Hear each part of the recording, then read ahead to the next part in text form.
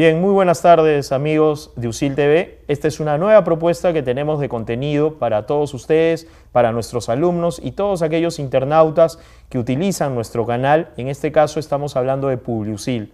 PubliUSIL es un espacio básicamente para tocar temas de publicidad y marketing con diversos invitados que nos van a visitar cada semana o cada mes, en este caso, para darnos o compartir con nosotros un poco de su experiencia. En esta ocasión hemos invitado a nuestro primer programa a Fiorella Lama Wolcott. Fiorella Lama Wolcott en este caso es gerente de Soma Publicidad y una experta en temas de BTL. Para quien habla es también un placer porque ha sido mi alumna y de alguna manera es un placer ver su desarrollo profesional y en esta tarde compartir con ella un poquito de lo que ella conoce con todos ustedes. Bueno, vamos a hacerle en este caso la primera pregunta. Fiorella, primero, gracias por venir a nuestro programa. Encantada de estar acá para responder las preguntas.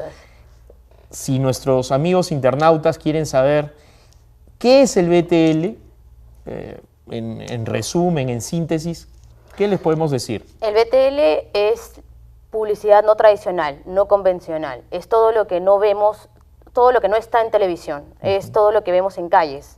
Es toda clase de publicidad que nos sorprende, aparece de la nada, que es más cercana, es usar otros medios totalmente alternativos y totalmente diferentes a los que estamos habitualmente acostumbrados.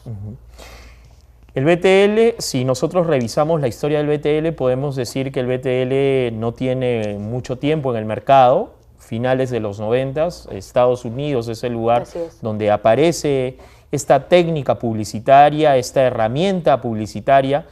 Si yo comparo el BTL de los años 90, si yo comparo el BTL de repente de la época donde tú estudiabas con el BTL de hoy, con el BTL, ¿se ha desarrollado realmente el BTL? ¿Cuál es tu parecer al respecto de lo que tú viste de repente como estudiante y ahora como una profesional con una experiencia en el tema? ¿Hay un cambio radical? Sí, hay un cambio total. Y hay un cambio que se da exacto a partir del 2011. En el 2011 el INEI saca, bueno, las cifras que normalmente siempre suelen sacar anualmente, y hubo un cambio dramático en el tema de todo lo que es digital. Por ejemplo, en el 2011 salió que el 77% de la población usa para entrar a internet usa un smartphone, cosa que cambia mucho el mercado, porque sabemos que tenemos que usar un medio alternativo para llegar, que ahora, por ejemplo, antes, no hablo del 2011, incluso antes del 2000, desde 2000 para atrás, era más común que el BTL tenga una alta frecuencia, es decir, que yo tenga que hacer activaciones durante 30 días o durante 3 meses para cubrir una campaña y tener ese impacto que tengo programado tener, ese efecto. Pero ahora no, ahora a partir del 2009 empieza todo este tema, ¿no? El tema digital más fuerte acá en el Perú, pero a partir del 2011 es donde hay un quiebre en realidad en todo el tema digital. Entonces, por ejemplo, eso se vio afectado totalmente en el mundo BTL, porque ahora ya no es necesario tener tanta frecuencia, basta con hacer de repente una activación o una acción BTL impactante una sola vez, que no necesariamente busque tener la cantidad de contactos directos en ese momento y viralizarlo. Y entonces, en vez de tener el contacto directo que se tenía, que era que el BTL se caracterizaba por eso, que era que la publicidad y el mensaje que tú llevabas era totalmente cercano. Ahora no. Ahora es más impactante y es más fácil de llegar al consumidor a través de las redes sociales. Y supongo que eso también cambió los planes de medios que normalmente, tradicionalmente se trabajan. Exacto, porque hablamos que en el 2000 una campaña 360 no necesariamente incluía digital. Ahora sí, y digital no es necesariamente del ámbito publicitario. O sea, digital podemos hablar de, hacer temas de educación, temas de cualquier rubro. O sea, no es, a veces entendemos por el término online que es publicidad online. Y no, online es un tipo de comunicación digital. y que lo usamos como un soporte. Exacto. Pero el BTL sí es parte de la publicidad y sí se vio dramáticamente afectado por eso. Uno de los aspectos que se relacionan al BTL está, vamos a decirlo, centrado en la creatividad. Si yo quiero señalarles de manera sintética a nuestro público televidente cuáles son los pasos creativos o cómo es el trabajo diario en una agencia de BTL, cómo sale, cómo comienza, cómo se gesta la idea, es muy parecido al trabajo, vamos a decir, en una agencia tradicional de publicidad o en una agencia ATL, o de alguna manera el trabajo en BTL requiere otro tipo de creatividad. ¿Cómo lo consideras tú? La creatividad es distinta porque el tipo de comunicación también es totalmente distinta. Entonces, de hecho, la manera de abstraerse en un creativo de ATL y un creativo de BTL es totalmente distinta, porque el creativo en ATL piensa de repente más audiovisualmente y lo aterriza en un concepto y etcétera, mientras que el de BTL piensa en situaciones que sean cotidianas y que tengan un antes y un después. Es decir, que estoy caminando por la calle y de pronto aparezca algo. Eso es irrumpir en la cotidianidad de las personas. Entonces, para poder abstraer esa acción, tienes que pensar en situaciones y no necesariamente en cómo comunico mi mensaje audiovisualmente, que, ojo, uno no desplaza al otro, que ese es uno de los grandes mitos de la publicidad, que dicen que en unos años el BTL o la publicidad digital online va a desplazar, y no necesariamente es así. O sea, ahora estamos hablando de un proceso y el BTL ha formado parte y forma parte importante del proceso de decisión de compra. Es el último paso, es el que te lleva el que te impulsa la compra. Antes no existía, dentro del proceso de decisión de compra era como el consumidor era pasivo, entonces de pronto recibía el mensaje, por ejemplo, que es el ejemplo que siempre doy, que es de pronto publicitan un perfume y audiovisualmente puedo recibir que el perfume es natural, porque de pronto me presentan una escena totalmente natural, al aire libre, que de repente tiene una fragancia floral y audiovisualmente evoco muchas imágenes alrededor del perfume. Y es probable que con ese ATL ya me aprenda el mensaje, ya lo interiorice.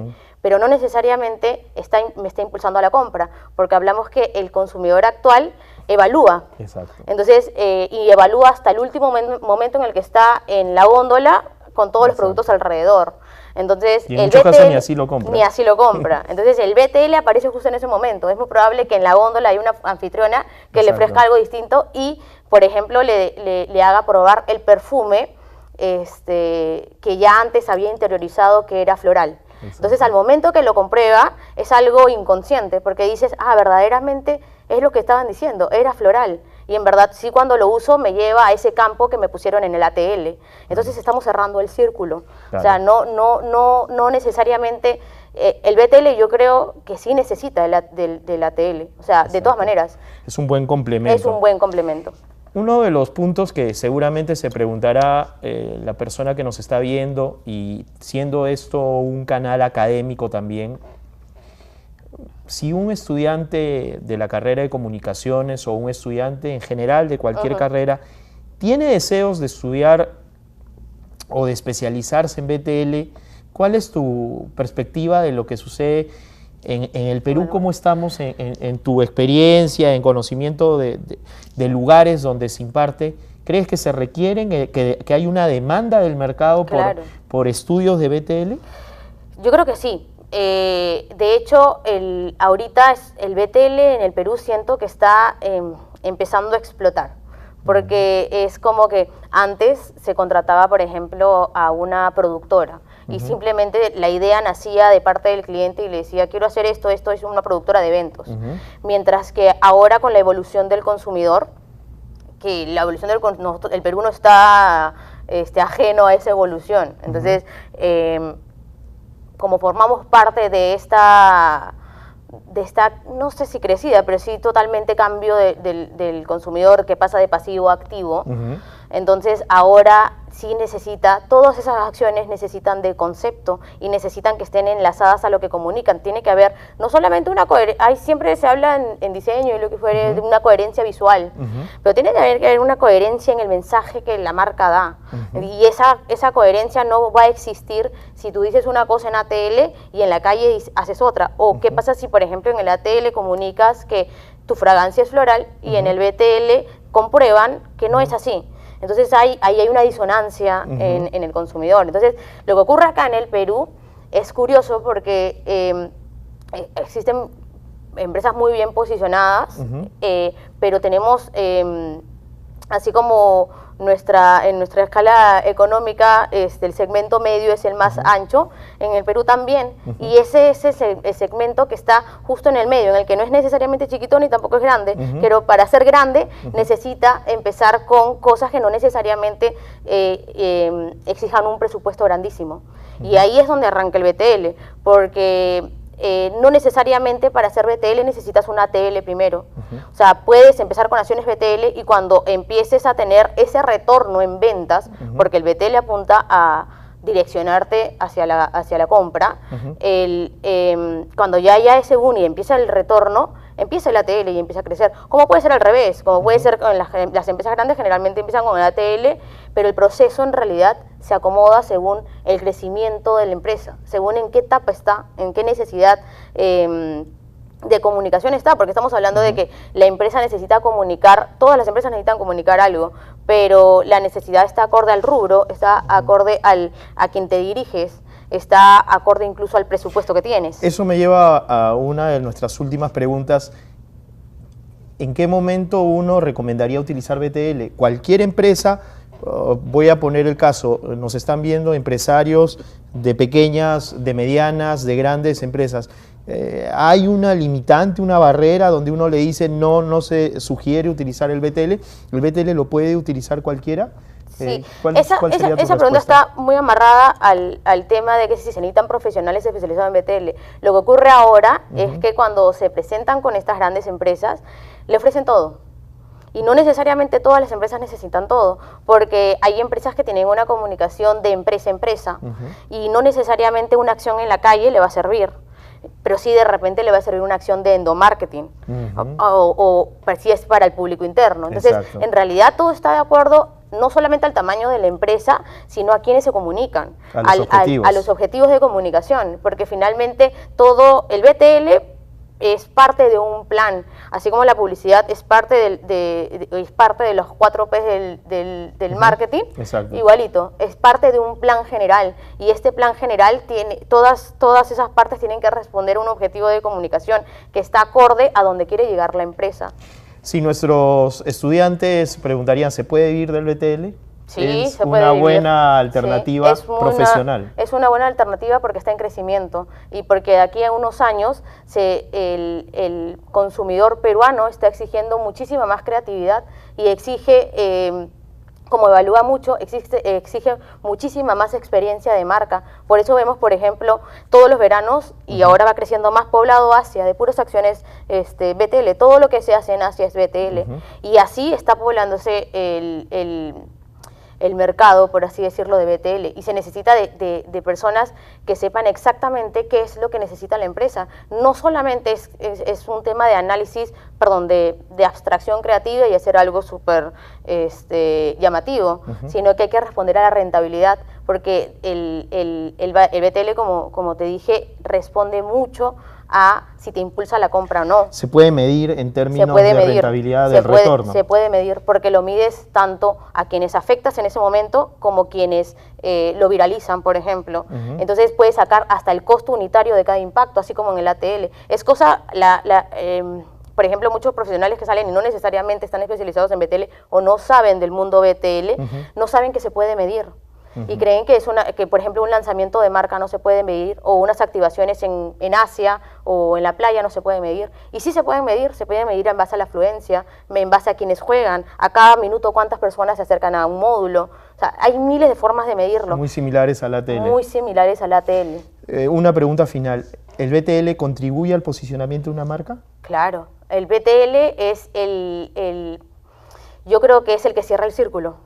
O sea, el BTL es necesario para acercar la marca, porque existen, y es comprobado, que existen muchas marcas que hacen su plan de posicionamiento y no necesariamente incluyen el BTL, y el consumidor, cuando mides cómo es que te perciben como empresa o como marca, siente muy lejana la marca, porque nunca estuvo cerca, porque siempre se comunicó a través de un medio, siempre hubo un medio en este interín, había un medio tradicional, mientras que el BTL sí te lleva a la marca y tú hay una especie de interacción. De relacionarte con la marca. De relacionarte con la marca, exacto. Bien, bueno, el tiempo es escaso, nos gustaría seguir hablando sobre el tema del BTL, pero sin duda yo creo que ha sido provechosa esta conversación y de alguna manera los va a ayudar a conocer más lo que es el BTL. Gracias, Fiorella, por tu participación esta tarde. Encantada. Gracias a ustedes por seguirnos en USIL TV. Y bueno, ya estaremos en otra ocasión con otros invitados tocando temas de publicidad y de marketing. Muy buenas tardes.